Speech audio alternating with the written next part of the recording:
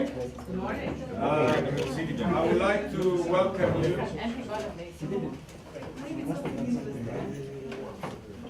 I would like to welcome you to the Hermes AGM and Leaders Forum here in Ekali, in our home with Aviania. I would like to welcome you. As you remember, for those who have been last year, we choose to do this event here in our house because what we want to do is a good interaction between people. We could do at the Ekali Club that we had yesterday at dinner, but here I think give this possibility to have a better interaction between people, and you do need mics, you can be heard really well. First of all, I would like to say that we have all the major stakeholders here, and it's a big achievement for all Hermes board that will make happen. As I said, we'd like to have your active participation today in this event. And what I want to say for what happened from last Leaders Forum, we become an organization, a not-profit organization based in Montreal. And during this year, we signed 3 MOU with IATA, with ICAO, and ERA. Thanks, Felipe, for signing the deal with IATA. And what I want to ask for those not being members, it's to and the leaders to. You are here, but I would love to see you on an annual basis. There will be a commit from all the stakeholders to be here in this event. Either if we grow up, then we go to the club, but the idea is to everyone to be here and take a decision. What is Hermes? Hermes is the elite of the air transport. As Aisha said, is la crème de la crème. Everyone is here. And what we want to do, it's to do recommendation for the air transport. We don't have the power to change the aviation, but can recommend. And with your help, we can make it happen. And what is important is share knowledge between all the key players. And of course, to finish my opening welcome, it's to focus on the topic of this year, that is the education and performance in aviation. We start a couple of days ago with the Hermes Report Committee meeting led by Professor Martin Dressen, the President of Air Transport Research Society, together with Trian Floris, with Andreas Papatheodorou, and Robert de Jong sat the last 2 days and prepared a draft text based on position papers that we got from the key organization with IATA, with the interview with Dr. Aliu, with Eurocontrol, with ACO, AFRA, ASA, and ALTA. And I would like to thank all the organizations that have contributed on that. And I will tell you the first highlights of this committee report. Air traffic is expected to double over the next 20 years. Hiring and retaining aviation personnel is therefore essential. Education and training in aviation should be considered as an investment based on 3 major factors, namely cost, return, and risk. Major industry challenges include meeting the needs of a growing industry, competing for and retaining personnel, filling the gender gap, and addressing training in automation and artificial intelligence. It is important for the industry to conduct studies in order to gain a comprehensive situational awareness of its status and future needs. Effective industry education partnership must be developed to provide a framework for addressing future education and training priorities. Best practices should be adopted from other industry settings for the aviation industry to successfully compete for personnel. Training and education programs should be developed so that current aviation employees can be usefully redeployed or retrained. And finally, education and training in aviation must address the diversity imbalances in order for the industry to attract and retain the required personnel. And I give you these first the highlights from the committee report, because here we gathered not to have another event. You know very well, we meet around the globe, we have plenty of events around the globe, but we want something will come out from this event. And that's today with Robert de Jong, the Vice President, will do the conclusion of the forum. We're going to sit and what we're going to be said will be written and make the conclusions. Together with this report and in the board, we're going to prepare a final document that we will distribute to all the stakeholders. And now I would like one by one to invite the keynote address, first from Henrik Hololei, who is the chair of this year Hermes Leader Forum, and he's of course a board member of Hermes, and of course Director General of Mobility of European Commission. Henrik, please.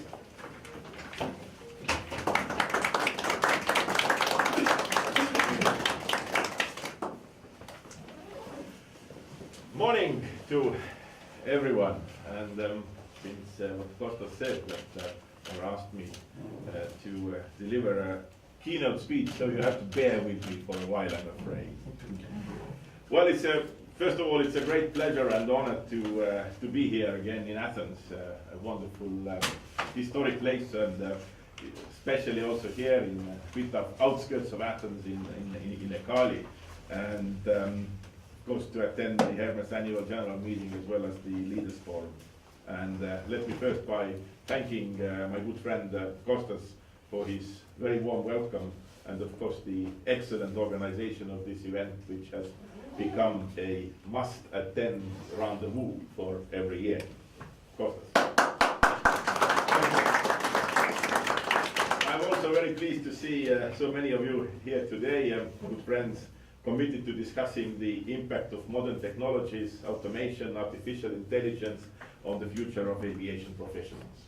You know, for once, we do not only talk about the ATM challenges, passenger rights, global competition, or open skies, but concentrate on people, those who make aviation a reality. And we talk about the need to make sure that the best and the brightest are continuously attracted to this sector, because this is essential for the future and the sustainability of this sector. There is no doubt that technological development of the next decades will bring about a fundamental change in the way we go about our lives. The aviation sector is already at the forefront of technological changes. Already today, we are developing rules that will enable seamless integration of drones or to address cybersecurity risks coming with the increasing digitalization of the sector. And then there is also automation, the new ways of distribution. There are plenty of changes and challenges to come. But are we prepared to address the impact of these changes on aviation professionals? How do we therefore ensure that these exciting technological developments will not, on one hand, be stifled by the lack of human skills ready to operate them, and on the other hand, will not undermine the social and working conditions of those who are working in this industry? Before trying to answer these questions, let me first share with you a few reflections on the current state of the aviation sector. Global and European aviation have been doing well over the last years. We all know that, and we cherish that. These have been maybe the best years ever for civil aviation, with strong growth in passenger numbers and strong financial performances by airlines, and in fact, by all layers of the aviation value network. European aviation has now fully recovered from the 2008 crisis and the subsequent downturn, and has reached new heights with 1.2 billion passengers in 2018 and more than 11 million flights in European airspace. Last year, the busiest day ever in European airspace was recorded on the 7th of September with 37,101 flights in one single day. And we had 19 days with over 56,000 flights per day. This is like nothing we had experienced before in Europe. And this year is set to beat records too, with 2.4 additional million flights over the first quarter of the year. This growth has been possible thanks to the open and competitive European internal market for aviation. It has brought huge benefits to Europeans. They have more choices, lower prices, and greater connectivity. Connectivity is a great good, and we must make sure it remains like that. However, it is not self-evident, and we must all continue to work hard to ensure connectivity both at regional and global level, while ensuring sustainable growth, keeping in mind the need to mitigate the aviation environmental footprint, which I'll come back later. And please also note that connectivity and competition very often come hand in hand. However, we should also be aware that all good things eventually tend to come to an end, or at least the cycles move spirally. An upward trend is followed by a downward trend to move up again afterwards. The Q1 results of a number of airlines in Europe at least indicate that the downward trend might have already started, and higher oil prices are also taking their toll. Nevertheless, and as Kostas also said, Airbus' latest 20-year forecast foresees that global air traffic will double over the next 15 years. So the fundamentals are obviously there. Let me also underline that we wouldn't be where we are today without the 2 million talented and committed men and women working every day in the aviation sector in Europe. And I didn't have the global figures here to put it. Be they pilots, cabin crew, or otherwise employed in the sector. The true success story in aviation is largely about people behind it. These people are the ones bringing life to the vision of a more connected Europe and more connected world. Aviation is a very important source of employment, direct and indirect, and it is expected to continue to generate more jobs. According to, again, Airbus forecast, airlines will need more than 500,000 new pilots around the world in the next 20 years. The future of aviation will depend on its ability to attract and retain aviation professionals and provide them with the right skills. The theme of today's event, education and performance in aviation, is very topical and summarizes well some of the challenges aviation will have to face if it wants to secure its license to grow. One of our key challenges will be to take a critical look at our current training methods.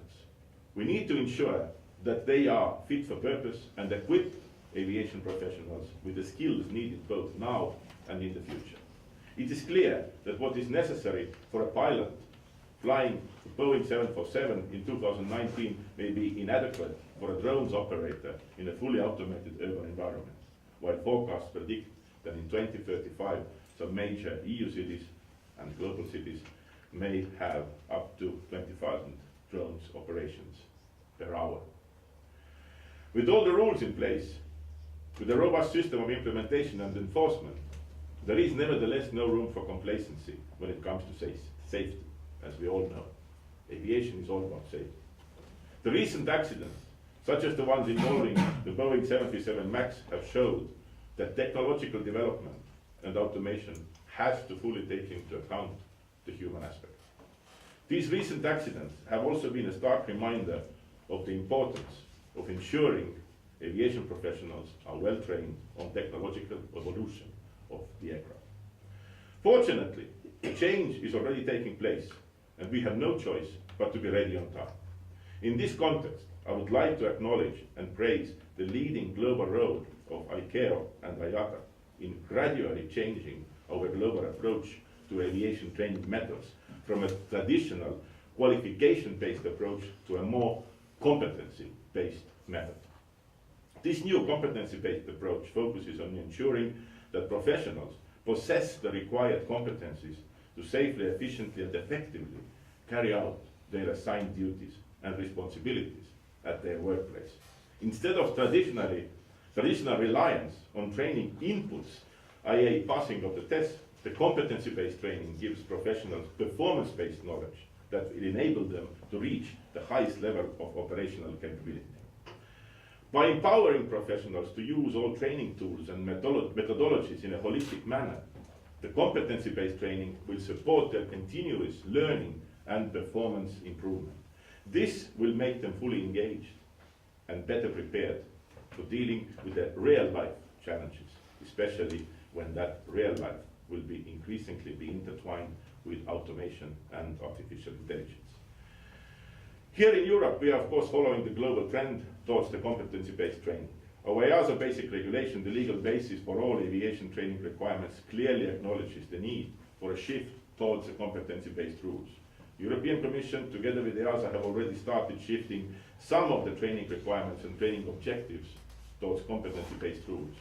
And we intend to further adapt our framework to ensure that aviation personnel have the right competencies and training methods and then cope with the new challenges, including those resulting from the deployment of new technologies and obviously automation.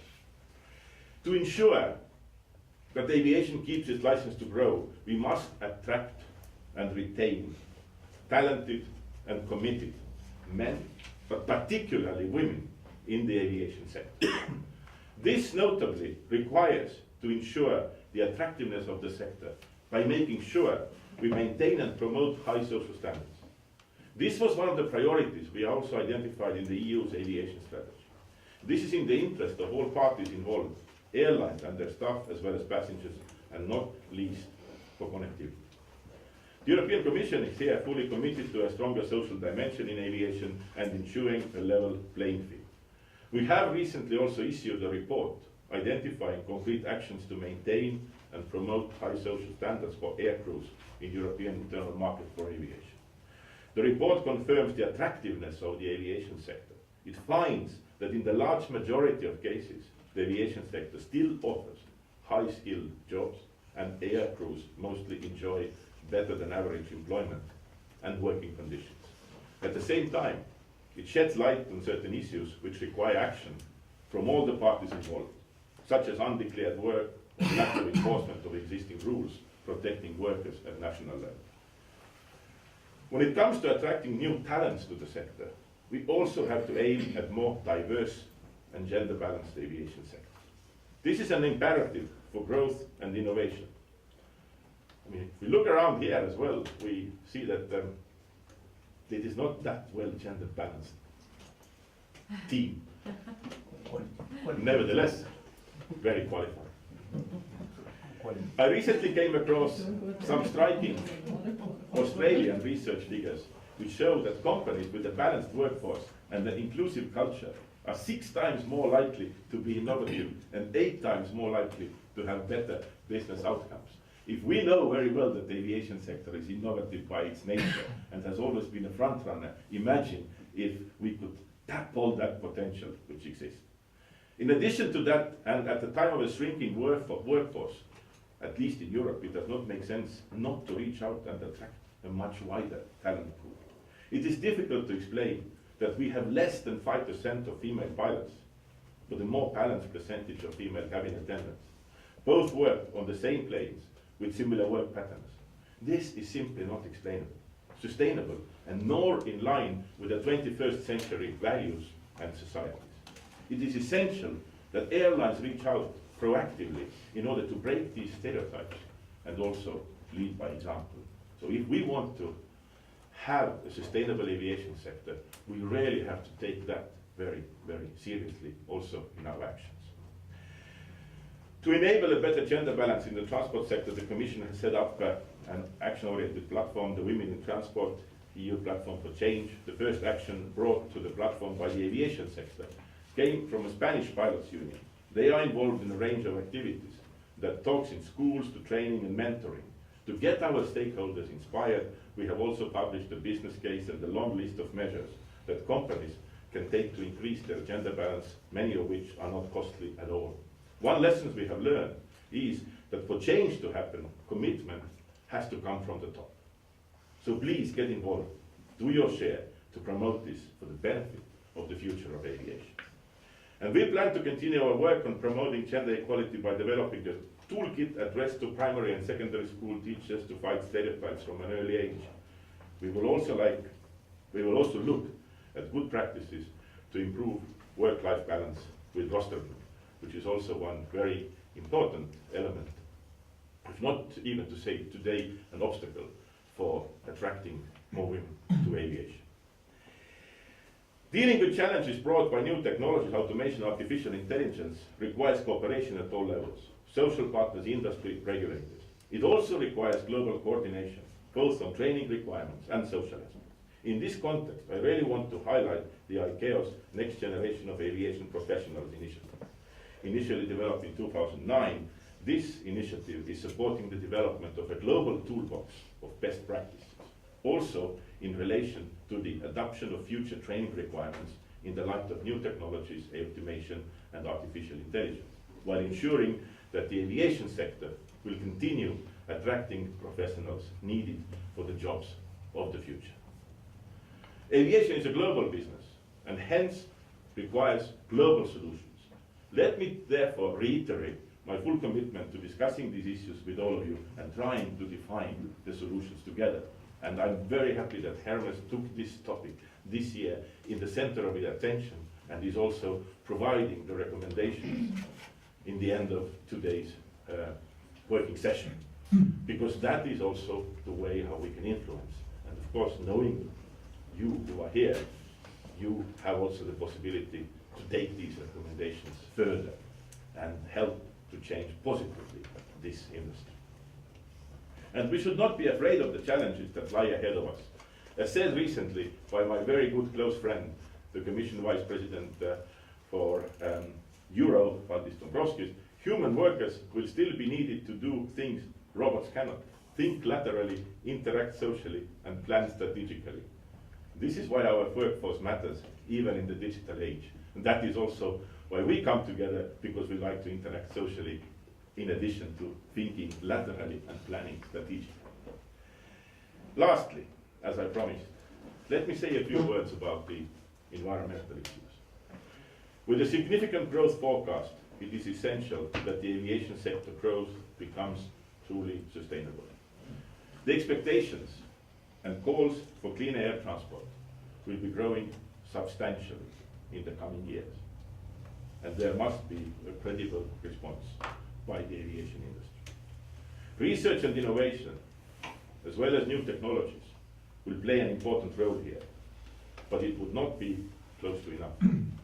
While our solutions have brought results, we will need to do more, a lot more, if aviation wants to keep its license to grow. Some might even say its license to exist. Mark my words, the next Commission and the European Parliament will be bringing this issue very high on the political agenda.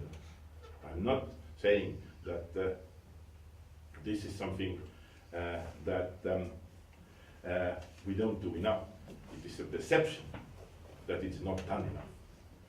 The entry into force of CORSIA in 2021, and here of course the major appreciation goes to Benard and his tireless fight in order to get this through, deliver significant improvements on the global scale, and the uptake of sustainable biofuels will be the second most important component in the basket of measures. However, you have also heard, and will hear much more, the calls for limiting the growth in aviation, even through legal action. Start to tax aviation, Europe-wide. Start to tax kerosene. Increase the cost of tickets as flying is considered to be too cheap. These are not scare scenarios. This is happening here and now in Europe and soon beyond. Today I opened up Politica, and what I saw was the report of the UK Committee on Climate Change, which basically said, in short, aviation is too cheap, people should fly less. Is that what we want? Of course not.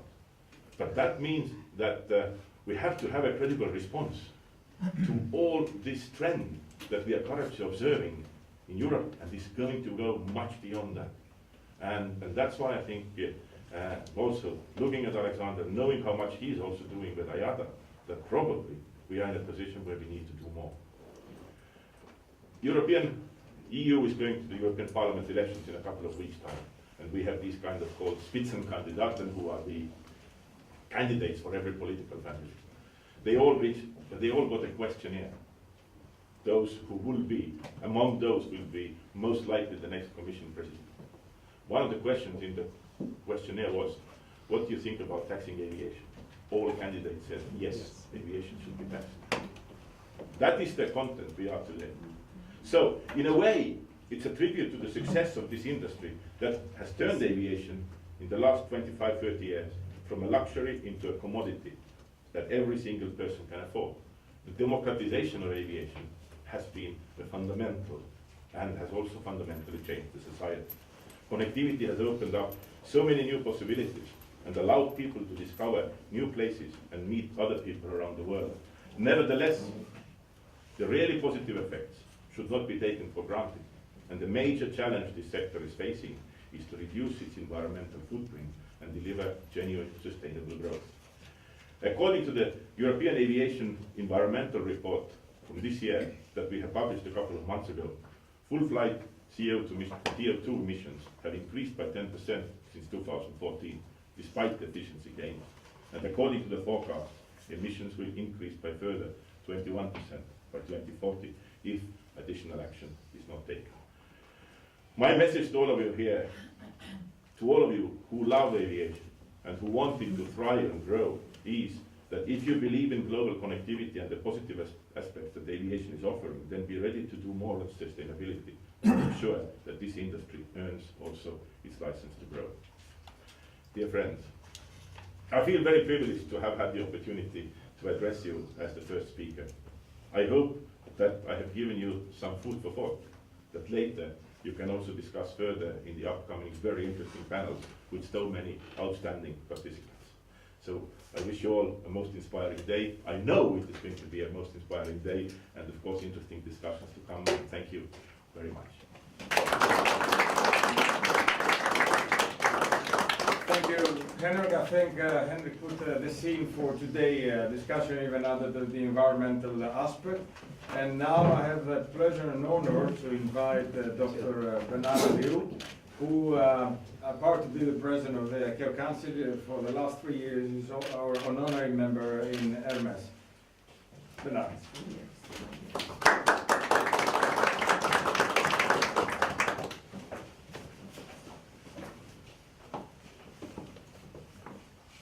So, distinguished government and industry leaders, ladies and gentlemen, it gives me great pleasure to be back in the company of so many dear friends and colleagues, representing some of aviation's most important organizations. I'd like today to begin by extending my sincere thanks and appreciation to Dr. Kostas Iatrou for the very kind invitation to provide these remarks here this year. The topic is education and performance. I'm not going to speak too much about education because, as you have said, we have had the opportunity to respond to some questions for your magazine when I talked about this subject, and we can all read that. What I want to pay attention to are some of the issues that I feel should receive priority attention by all of us. For the past 75 years, ICAO has served as the primary global platform where our member states and industry have come together to identify their global priorities and resolve emerging challenges. This level of global participation through our organization underscores how ICAO standards, in addition to the ICAO global plans and guidance materials, are so critical to the harmonization, interoperability, and sustainability of the global air transport sector. As you all know, 5 years ago, I asked the ICAO Council and the Secretariat to focus greater attention on the issue of implementation, because we realized a number of challenges. We knew first that there was a growing disparity among our member states on the implementation of SARS. And it was becoming even more challenging for the most developed countries because it takes a lot of effort every time ICAO issues a new standard to incorporate those standards legislatively in their national regulations. Administratively, it takes a long time. Legislatively, it takes a long time. So our member states were telling us, if it is not very important, can you slow down on some of the standards? And we found that many of the standards that were developed were not being implemented. It's even worse for the developing country. The second factor was because of the growth, which Henrik mentioned. We needed to accommodate that growth both efficiently and safely, because otherwise, a doubling of traffic should not lead to a doubling of accidents, nor should it lead to the doubling of congestions at airports, or delays, or increase in emission. So we had to do something, and for us that was a major challenge. This is why the enhancement of regulatory capacity and the modernization of aviation infrastructure and human resources development approaches has become critical and why we needed to prioritize the effective alignment of national and regional aviation development plans with ICAO global plans. We also needed to enhance the lines of interaction between ICAO, its member states, and the industry body. One thing that I found out about 5 years ago is that we were not interacting enough with the industry. I'm very pleased now today that we have the industry fully involved in all the things that we do. It is also important that the local solutions that are implemented at our national level be consistent with the global objectives. So with respect to all of these objectives surrounding effective implementation of ICAO SAP's global plans, the ICAO No Country Left Behind initiative has successfully served as our strategic response. The ICAO's efforts in this area have been greatly aided through the complementary commitments of governments and industry in all our ICAO regions. And I've been very grateful for the many initiatives which organizations represented here have implemented in aid of ICAO's overarching objectives. And I can name your IOSA program that is working very well in IATA, the Apex review for safety, security, and now you're expanding to environment has been very supportive of our airport certification process. The peer review mechanism we are working on, the safety management implementation that Council was working on. Thank you, Jeff, for all the action that we're taking. And of course, I was, before coming here at IATA, discussing with them all the programs they are implementing on behalf of the European Commission. So thank you to all of you for making the No Country Left Behind a success as it has been in so far.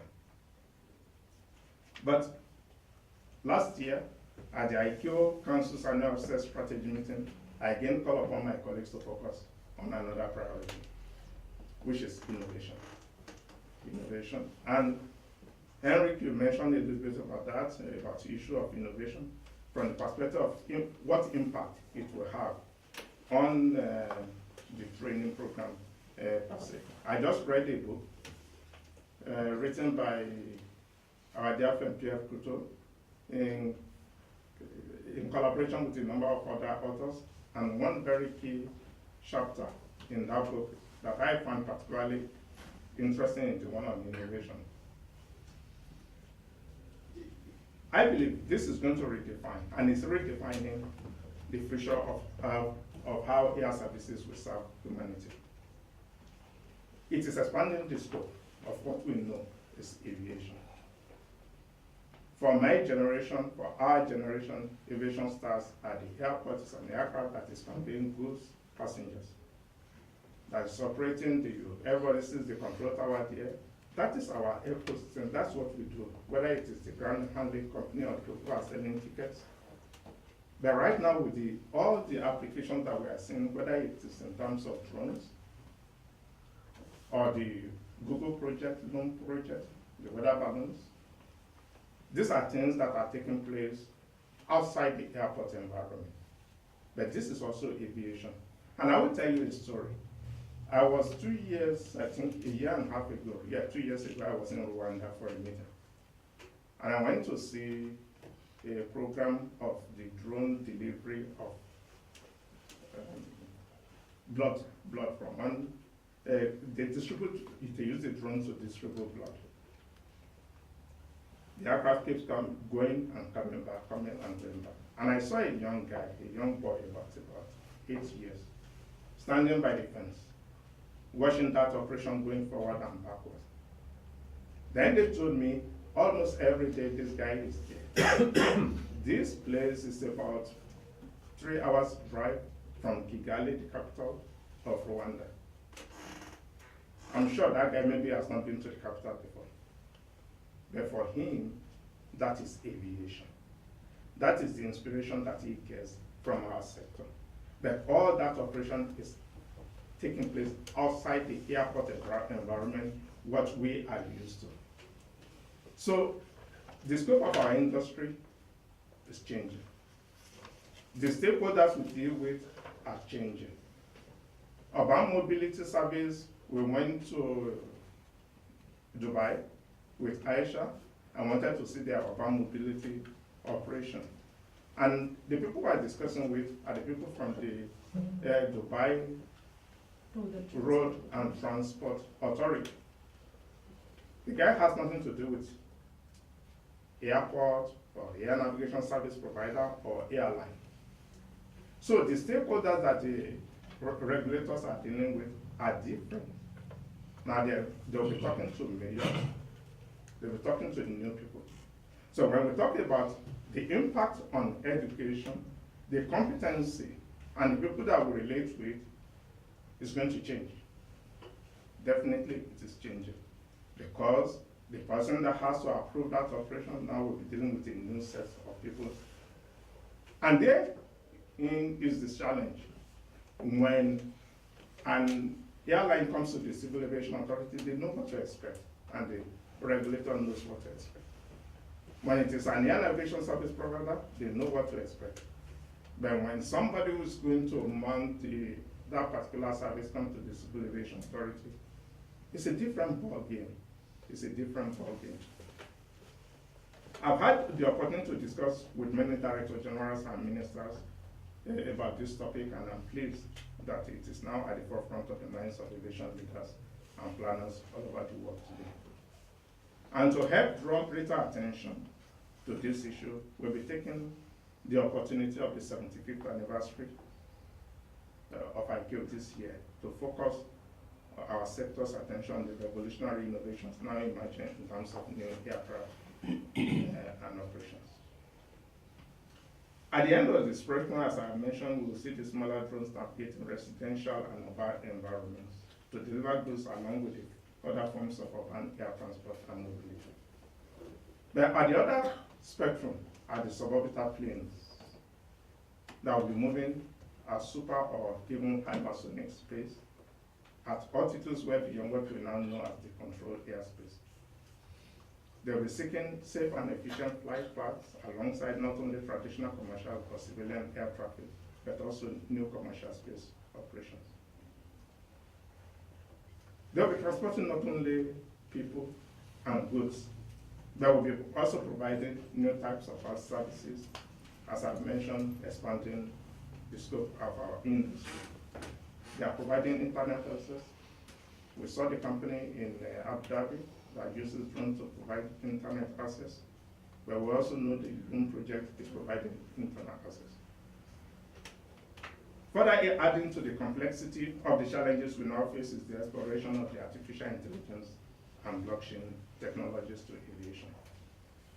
As the global standard setter, ICAO, it depends on ICAO to take active action, to monitor and to anticipate, enable and guide this evolution.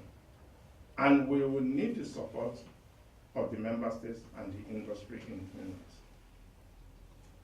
Collectively, as aviation leaders present here, we also have a very critical responsibility to ensure that there are sufficient numbers of skilled personnel to manage this increasingly complex technological foundation for the interstellar aviation.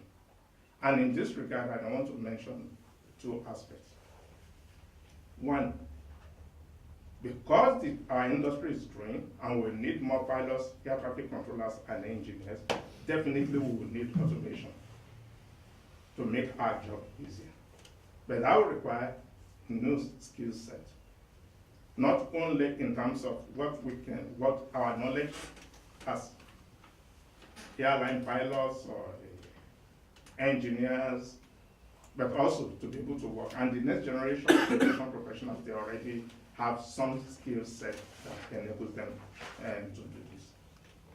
The second aspect of that is that the more we have automation and the more we share information in a digital form, then we will need to have a trust framework on how to, for those who will be sending and who will be receiving this information. And here comes the idea of the trust framework that we're talking about in ICAO, to ensure that the messages that we're sending to each other is fully secure. Now, for ICAO, it is not something new. This is what we started doing since 1944. That we On the basis of the Article 33 of the Chicago Convention, there is trust and confidence established among states that if you issue a certificate, then it should be recognized somewhere else. It will be critical for ICAO to decide for itself that trust framework, can we manage it, or can we get somebody else to do that, to manage it for us, to the satisfaction of the global aviation community. So, and the digitization of aviation is now extending to the ships in our travel documents. We just had a briefing in ICAO of the next generation of e-passports. It's going to significantly change, but again, we will need a global network to exchange that information that is in fact more robust than what we have now as our public key directory that is housed in ICAO. We still have the issue of global tracking of aircraft and the way to exchange information when an aircraft is in distress. Again, we're looking for a global platform by which that means information can be exchanged between the airport operator and the rescue coordinating centers and those that are involved in search and rescue. So in this regard, we have dual challenges as far as immigration is concerned and transferring information, digital information, relating to both security and system convergence. And we are in need of a robust risk framework to assure aviation digital identity between the senders and receivers of information.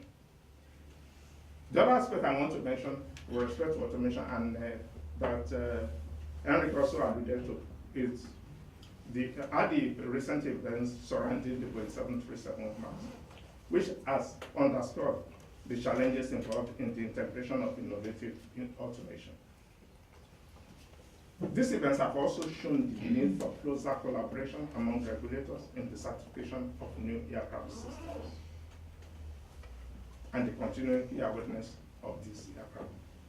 I believe, and I mentioned this to IATA, I mentioned this to the FAA, if we have these two regulatory bodies at the global level that are providing certification for aircraft, and this aircraft, you have hundreds of those aircraft on other people's register, the regulators in those national jurisdictions where the aircraft are operating have a responsibility to their own local governments, national governments for the continuing airworthiness.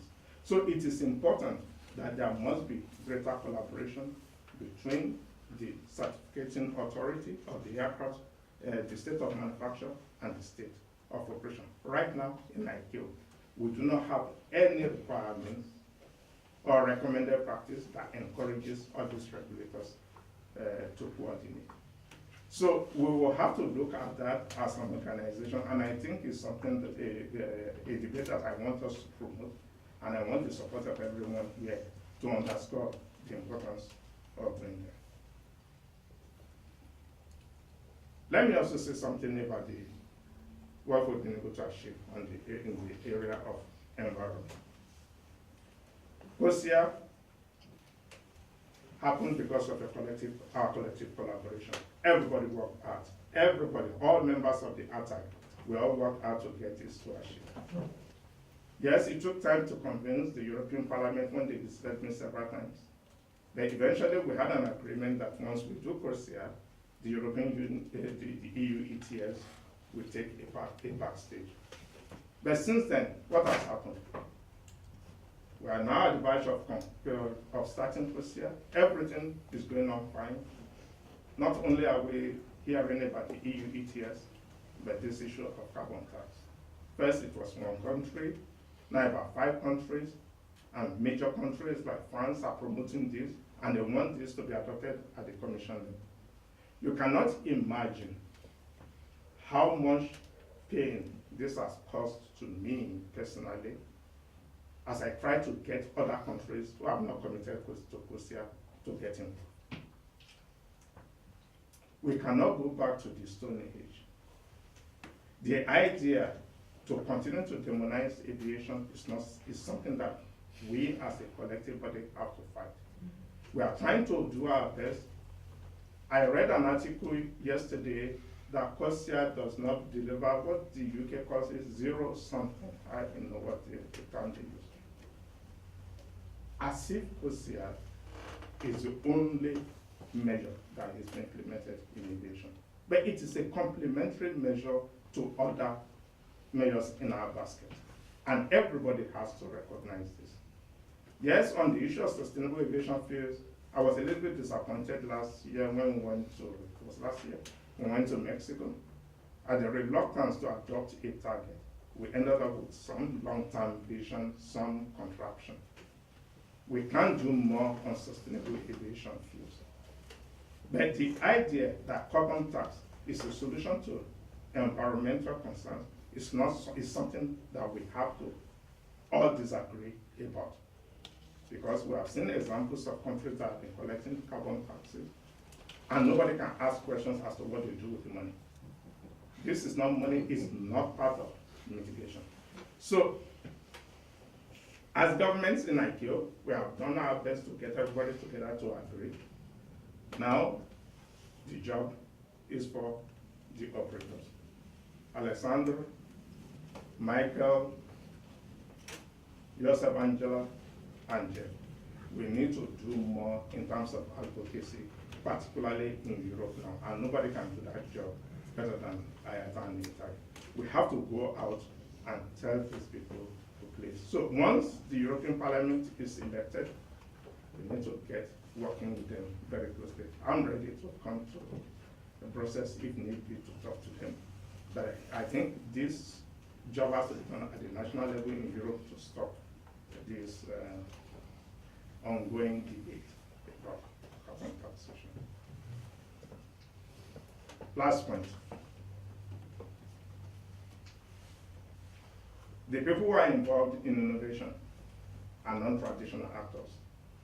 They are not members of ACI or Council or IATA, with whom we relate all the time, and they are particularly active in the development of policies in ICAO. I haven't spoken extensively with the ICCAIA, and I've since realized that those guys come into the ICCAIA and they do not find a platform to advance their issue. As a matter of fact, they are always impatient. And they demonstrate this impatience even when they go to the regulators. So we have to find a way to engage with the non-traditional actors. For this reason, as a start, I've asked the ICAO Secretariat, we are organizing an aviation innovation fair 2 days before the assembly to get all these people to come and to demonstrate and to feel welcome at ICAO to showcase their innovative technologies. We are used to those like additive technology from the manufacturers, but things like drones, like the use of, we don't engage with these people, and we expect them to come. So I will want to see all of you participate actively. Following that, there is going to be our traditional ICAO World Aviation Forum that will be focused on automation on 2 levels.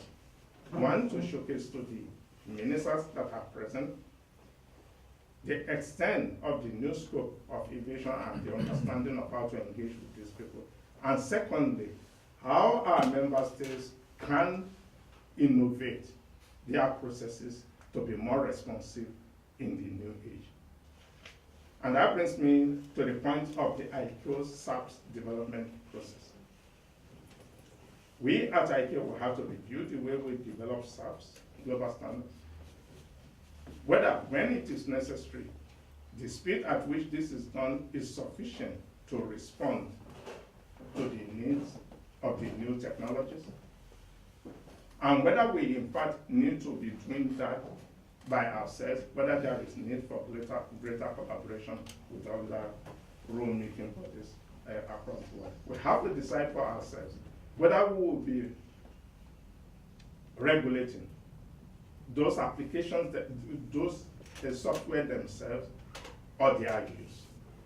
And this is a question that is burning in the minds of many regulators now. And I'll be expecting to see some of them make an input to the next ICAO outside strategy meeting that will be focused on this subject in June.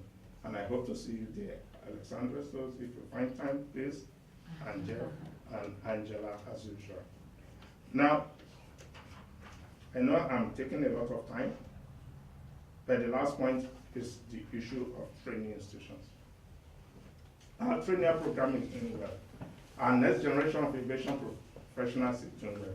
But our training program is focused on those who are doing professional training, who are training pilots, engineers. We do not have right now in ICAO a close working relationship with the universities, with the academic institutions that are running the program. When I finished school about 40 years ago, you come to the office and you are told, whatever you learned in the university, forget it, your learning just started. Why? Because there was a very big lag between the programs run by the universities and what is required in the workplace. Over time, we've been trying to bridge that gap, but the only way we can get that to be done properly is to give a seat to the academic institutions in ICAO. And in that regard, I've requested the ICAO secretary, and they work very hard to establish a group or to midwife a group that will bring together all the universities who are doing programs in aviation training. And at the next assembly, we hope to see that group fully represented so that they can take part in the policies of the organization. So, dear colleagues, we made obvious improvements under the No Country Left Behind initiative, and our historical success in adopting the COSIA and other environmental standards and the Global Aviation Security Plan. We are proud of it, and we must intensify our engagement among states and industry through the NCAA framework in order to sustain this achievement. I also wish to emphasize that innovation should not be a priority, and it's not a priority for developed countries alone. And I've shown you examples how even developing countries are getting involved. Essentially, because innovations helps them to leapfrog many of our networks' more capital-intensive legacy systems. A good example is the space-based ADSB, and I mentioned that at your ATM event in Madrid last time. I should also make clear that while international standardization will be a critical aspect of our future success in adopting new innovations, it may not always be the only solution to the problems we are faced with. We should therefore restrain ourselves from succumbing to regulatory excess. I would therefore appreciate your perspectives on what role ICAO should play to support our member states to ensure global standardization, harmonization, and interoperability as may be required, and to facilitate an appropriate framework for information sharing and best practices, as well as a platform to engage with the new stakeholders that drive innovations. So I will add in closing that we have always achieved our greatest air transport progress when we have approached our challenges together as a single and unified sector. And I wish to thank Kostas again for the very kind invitation to join you here today.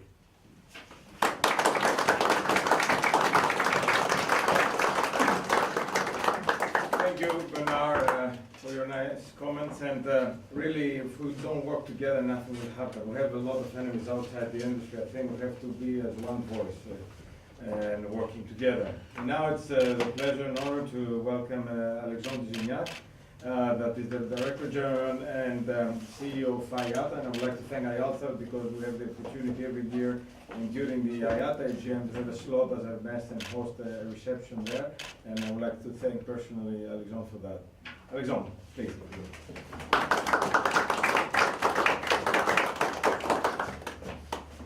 Ladies and gentlemen, dear friends, it's a great pleasure to attend my first Hermes event.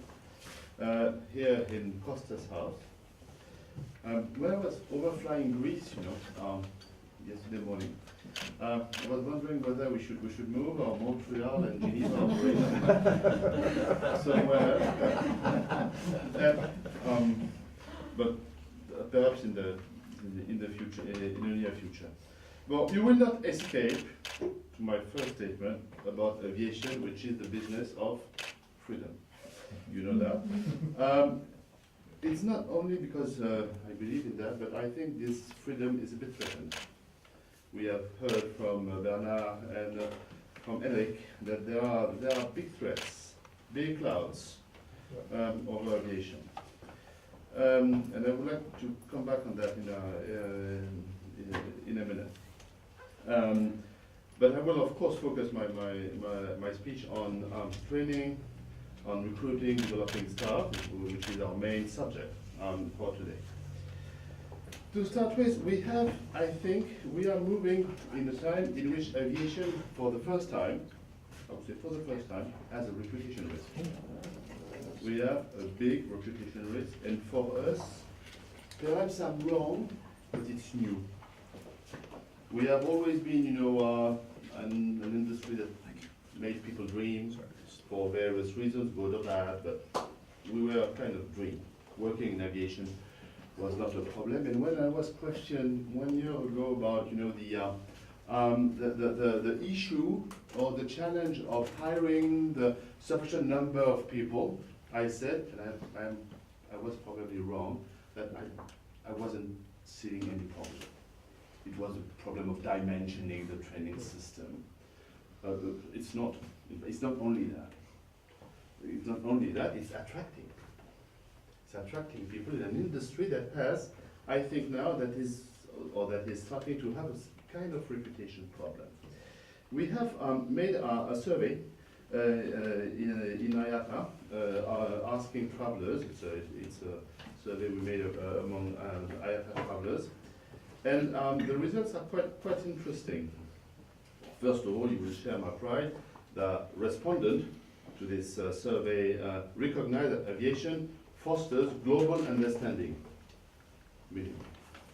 But fewer than a third believe it is doing enough to address its environmental impact. And only about a third believe it is a great place to work. Interesting. So it's small numbers.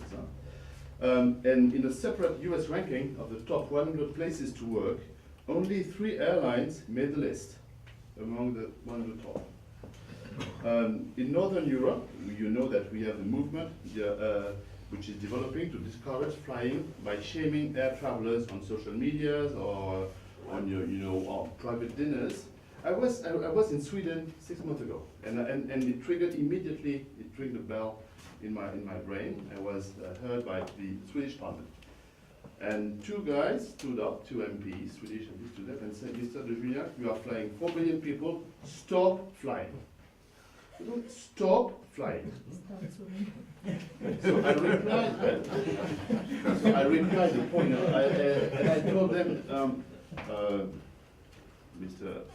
MP, I respect what you are saying, but what I would advise you is to learn your best Chinese and your best Indian to explain to our Indian or Chinese colleagues that they are not allowed to fly. I wish you good luck. But it is a point. Stop flying. It is really something new. It is something new. And what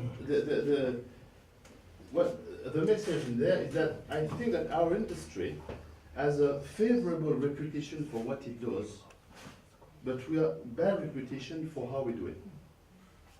That's the content of the reputation risk. And I will tell you something.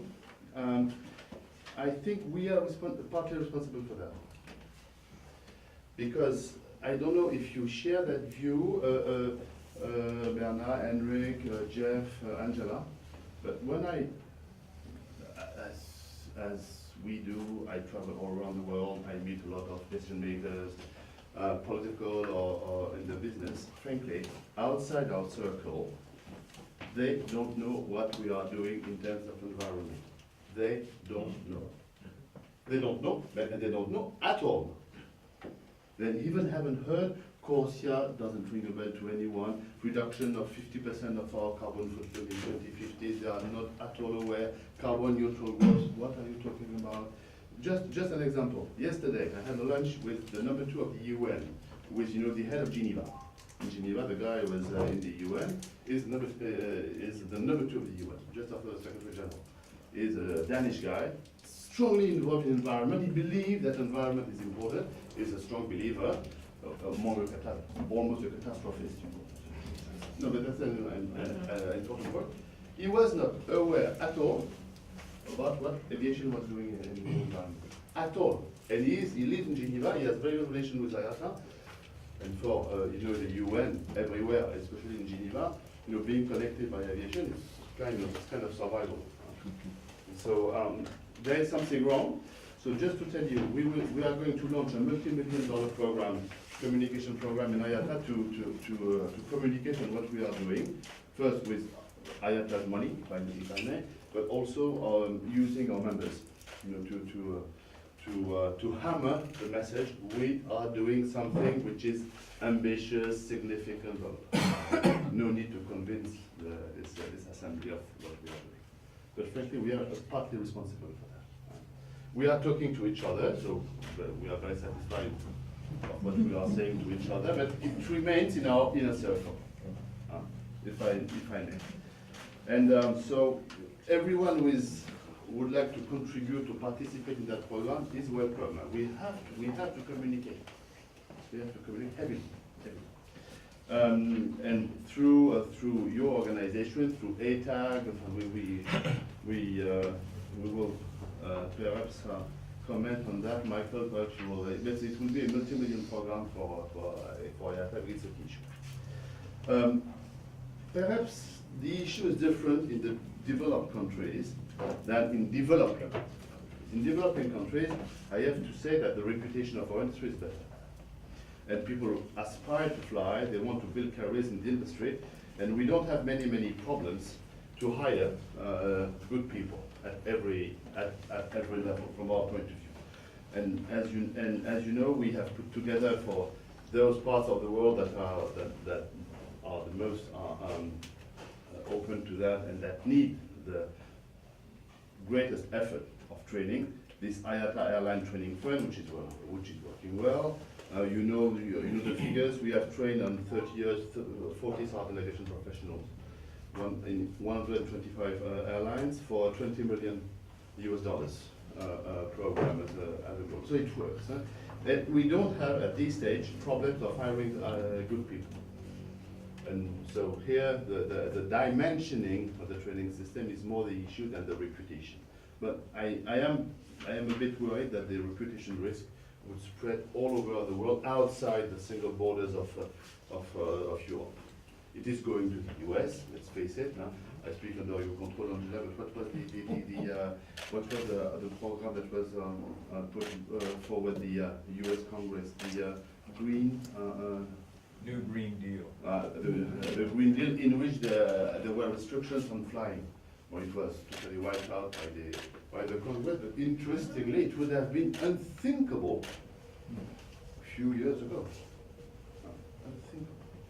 So it will spread all over the world.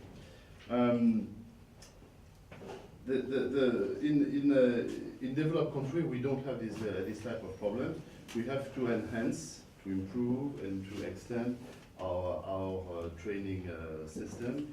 It's a key strategic orientation in IATA. We are investing a lot in training and a lot in consulting, but a lot first in training to develop this part that is becoming key everywhere I go.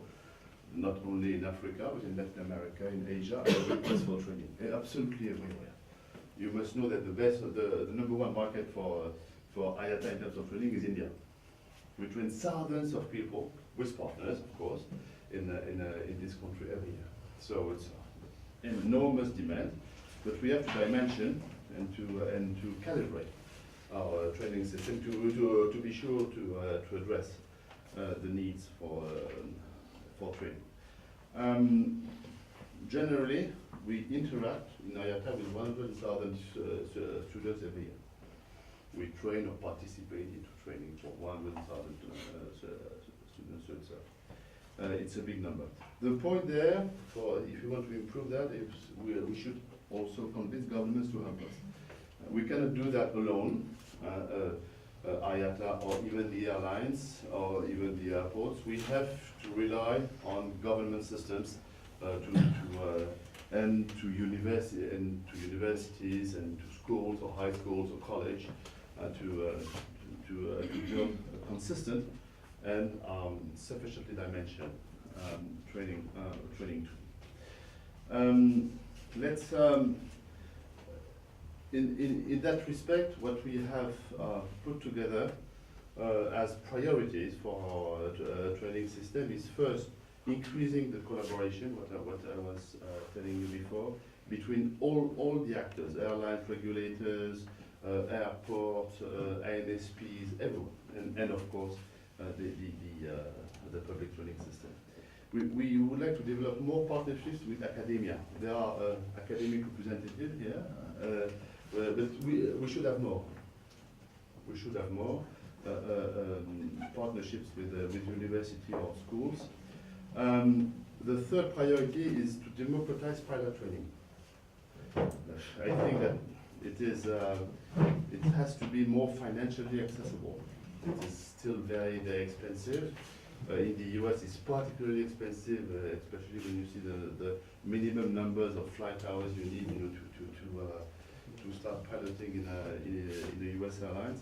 $100,000 is not, you can't find it easily. So we have to think about that.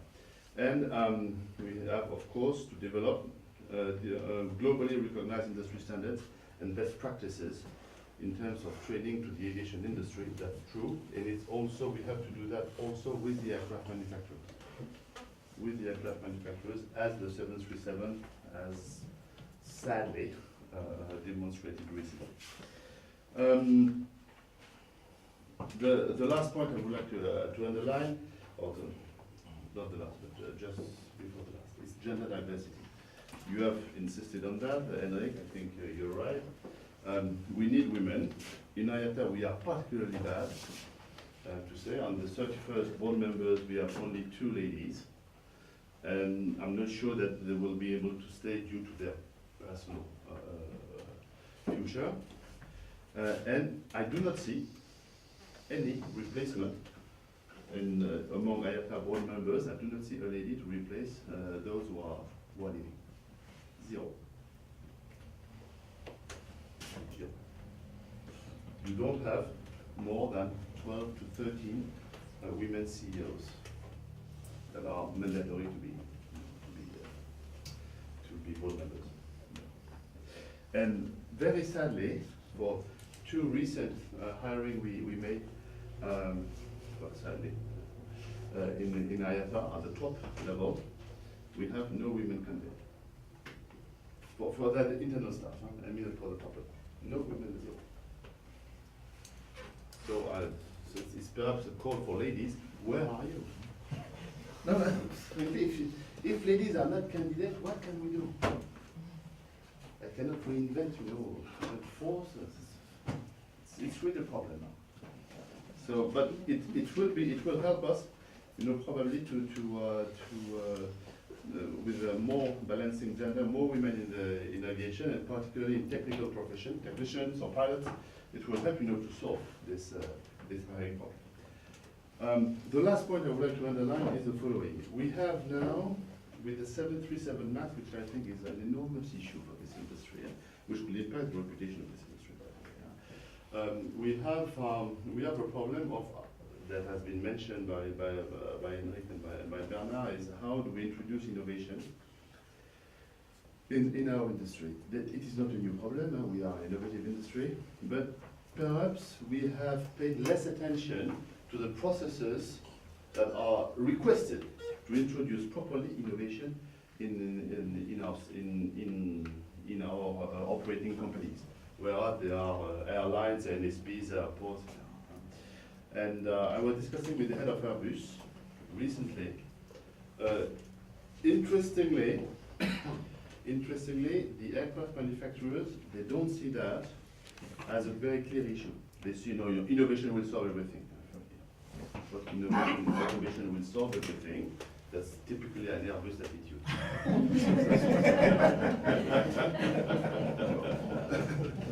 But you know, I tell you, yeah, innovation and automation, it brings usually a higher level of safety. That's probably true.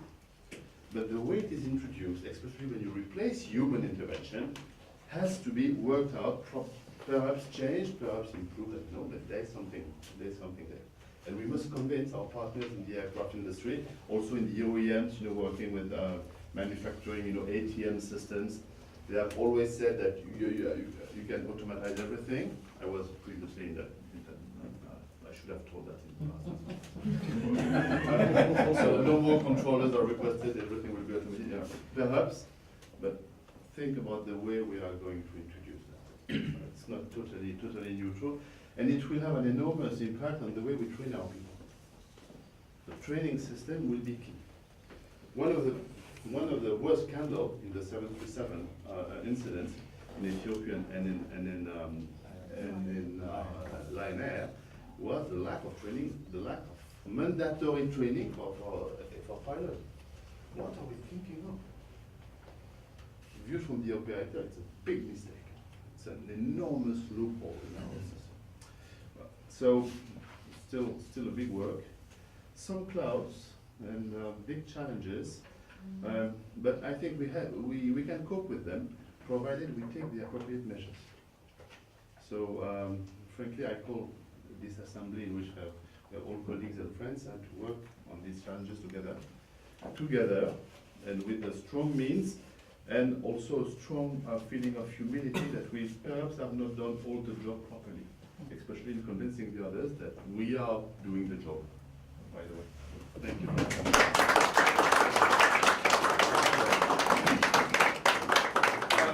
I think it's a message, you know, I've been for years having ATN and deliver the message to the industry as a B2B media, but I think it's critical to pass the message to everywhere. I've been in many IATA assemblies from 2007, and what I say is that sometimes the message does not go where it has to go, and that's critical. And you see what happened in 2010 with the volcano eruption, and you see this modern world cannot work effectively, but that could be the answer of the MPs in Sweden. They would say no fly. And I don't know, you might remember what happened to them at that moment, but this is critical. And we have to deal with all this issue, and we have to, you know, to reputation, it's critical also. Last but not least, I would like to invite Angela. Angela Gittens is a board member for Hermes, and of course is the Director General of ACI, and I would like to welcome on the podium. Thank you and good morning. I want to thank Kostas, as everyone else has, and I feel humbled to follow the excellent presentations and very deep and thoughtful insights that we've had this morning already. You know, like others, ACI forecasts continued high growth in global passenger traffic, driven by some real fundamentals going on in the world, rising incomes in emerging markets, in countries that have large populations and large land masses that can't just take a train, or have numerous islands, can't take a train at all, and air travel from many of these places with growing populations is really the only feasible option to get around. ACI forecasts that airports located in emerging and developing economies will increase its share from 47% of global passenger traffic now to 50% in 2022 and to 60% by 2040. And we forecast a global compounded annual growth rate of 4.1% from 2017 to 2040, with international traffic exceeding domestic. So even if they don't fly in Sweden, they're still flying elsewhere. We forecast that even a mature market like Europe will have a compound annual growth rate of 3.3% in international traffic from 2016 to 2040. So there's a lot of talk and concern about airport capacity, and that talk is usually about airport infrastructure. But as we are discussing at this forum, we need to also give attention to workforce capacity, both in terms of attracting tomorrow's workforce as well as the capacity of the current workforce. Noting the growth trends, ACI's airport members understood that to accommodate the demand for air service meant that the industry had to invest to achieve a skilled, committed, and diverse talent pool. As a result, ACI has become the world's leading provider of airport management and operations education. We offer executive leadership coursework and exchanges, professional accreditation, subject matter training for competency, and customized in-house training courses. We offer classroom courses as well as a wide range of online coursework. In 2018, we delivered 192 classroom courses and over 21,000 online course hours. And we were honored with the recognition of ICAO as a corporate partner in its Trainer Plus program. And we had the most courses with them as a partner. Indeed, that training relationship with ICAO began in 2006 with the ICAO ACI Airport Management Professional Accreditation Program, or AMPAP. And we have here the administrator of AMPAP, Pierre Coutu, in the back, ASI. Airport management as a profession has faced pressure to establish ways and means of promoting its credibility and ensuring an appropriate degree of standardization of related expertise globally. AMPAP was and continues to be a response to this demand, created to provide accessible, affordable, and universally relevant specialized management training to the global airport community. I note that our own Kostas, who just left the room, is one of the lead instructors. To date, we have 858 graduates globally who are known as International Airport Professionals. So if you see IAP behind someone's name, that's what that stands for. In January, we launched the IAP Plus reaccreditation program to encourage AMPAP graduates to pursue a path of continuous improvement and excellence. Our most recent collaborations with ICAO are on a course on implementing Annex 14, Advanced Aerodrome Design and Operations, and a new online ACI ICAO Global Reporting Format course developed to directly support ICAO's requirement that airports use its methodology for assessing and reporting runway surface conditions by November 2020. Apart from the courses we run with ICAO, we run the gamut from the Airport Executive Leadership Program, AELP, in partnership with Concordia University's John Wilson School of Business, to frontline worker training. The AELP, which is open to airport managers and business partners, also focuses on developing leadership and management skills pertinent to the airport industry, and it can be taken as an AMPAP elective. And last year, ACI launched the Executive Leadership Exchange Program. The first exchange took place last year between Cincinnati and Munich airports, and we will hold more with Cincinnati, with San Francisco, and with Singapore Changi this year. These are ventures that we developed in response to members telling us what they needed from us. Other recent ventures include the new Passenger Experience Management course and a suite of courses developed by Munich Airport on implementing cybersecurity. We know from our Airport Service Quality Program, ASQ, that airports around the world are committed to continuous improvement in service quality, and at the request of our members, ACI developed and recently launched the new ACI Customer Experience Designation Program. Completion of the program accredits participants as Airport Customer Experience Specialists, which includes a reaccreditation requirement to ensure specialists keep up to date on changes and innovations in the field of customer experience. The program is designed for airports subscribing to the new ASQ Customer Experience Accreditation Program, but can also be completed as a standalone program. And any airport can also designate additional employees to take the course. ACI, along with others in our aviation industry, as you've heard this morning, understand that we cannot ignore half of the world's population and expect to fulfill the workforce demand. We joined with CANSO, IATA, and 5 other stakeholder organizations in the aviation and aerospace industry to launch a global study, Soaring Through the Glass Ceiling, to identify and promote means by which the aviation and aerospace industry can more effectively recruit and advance women into leadership roles. The study is scheduled for release this quarter. ACI is an active participant in International Aviation Women's Association initiatives, including our recent partnership with ICAO and IATA for International Women's Day. Another initiative between ACI, ICAO, and IATA is the Young Aviation Professionals Program, or YAP, which targets the next generation of aviation professionals. What started as a 12-month program is now an 18-month program, with 3 candidates spending 6 months each at each organization on a rotation, focusing on the interrelationships between the work of ICAO experts and the work of their counterparts who serve the airport and airline industries. Since the program was launched in 2013, we've had 16 talented young professionals from every region in the world, 11 female and 5 male.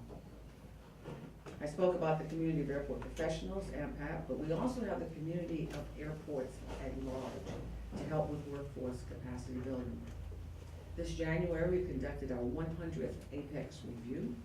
We have 125 safety partners around the world who have donated the time and expertise of 323 safety assessors.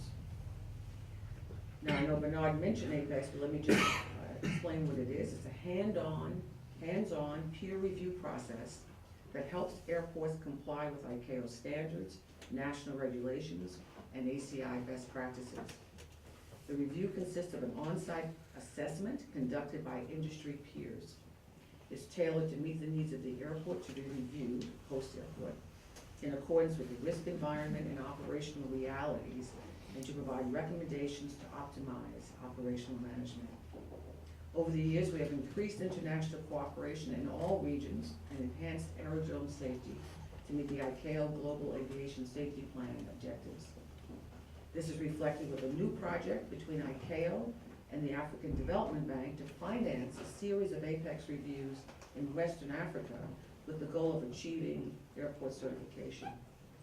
Working with ICAO, we have trained safety assessors in Africa so that they can carry out reviews within the region. Through the APEX reviews, we've been able to track what some of the training needs are at airports and to feed back to ICAO what some of the common problems are that they may need to develop guidance or assistance from ACI or other entities, again, building capacity. The program has been so successful that members and regulators convinced us to develop a similar program for security. APEX and security combines the mandate for regulatory compliance with the day-to-day operational needs of airports. We have 55 security partners who have donated the time and expertise of 90 security assessors. The European Union is funding selected missions, showing us that this methodology has the potential to alleviate the need for additional measures from states, such as gate screening through effective training and assistance. Right now, as Benard mentioned, we're piloting an APEX environment program to help airport staff institute best practice in airport environmental stewardship. We depend on our members to donate the time and talent of their staff. Many of them have found this donation to pay back in professional enrichment for their own subject matter experts who hone their own craft, as well as offer recommendations to others through the missions. As well, we depend on our members to contribute their experts to the subject matter expert committees that develop the best practices and monitor the findings from the field. They help us develop course curriculum and provide guidance material on the key issues where airport staff need the help.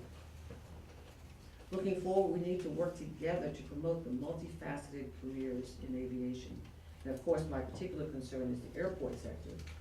So this will require more engagement and education with our communities, including a stronger presence in colleges, universities, career fairs, etc. The city that is the airport requires a range of different professionals and technicians, and the airport of tomorrow will require more and probably different disciplines. And so I'll close on a final thought. As ACI continues to invest in tomorrow's talent pool, We are cognizant that the industry must also keep track of larger trends in the labor market that have the potential to influence future skills. Trends include technological change, of course, globalization, demographic change, environmental sustainability, urbanization, increasing inequality, and political uncertainty, among others. The onus is on us as aviation leaders to forecast how such changes in the labor market will interact with those in our industry as we fight to get our fair share of talent. This will be challenging but necessary if we are to sustainably meet future growth and increased demand. One of the things we have going for us is that we've become accustomed to working together. As much as we fight and fuss over specific issues, we know we're all in this together, and that's going to be necessary for us to move forward.